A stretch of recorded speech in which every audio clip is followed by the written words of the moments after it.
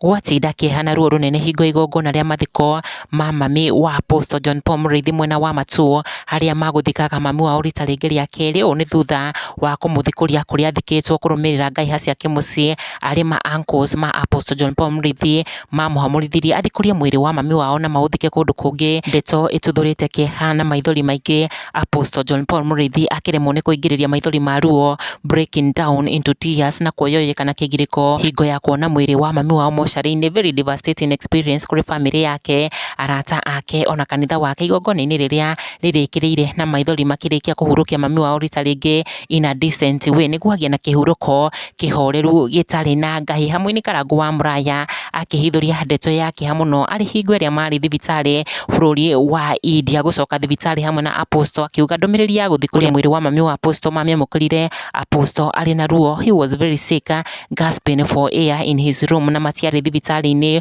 ũndũ wa mahatĩkĩrĩirie mũno, but ũgoci kwĩ Ngai nĩ ũndũ wa kũhonokia Apostle John Paul Mũrĩithi na kũmũhe a second chance to serve him.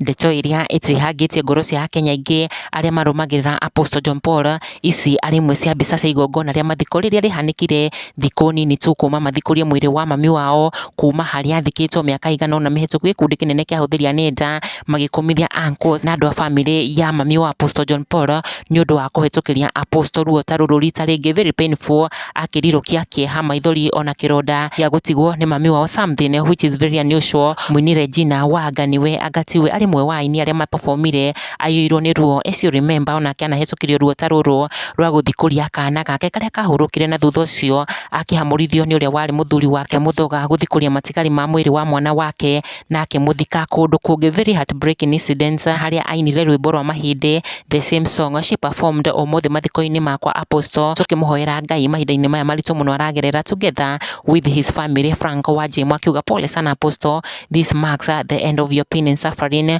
God is taking you to another level, be strong.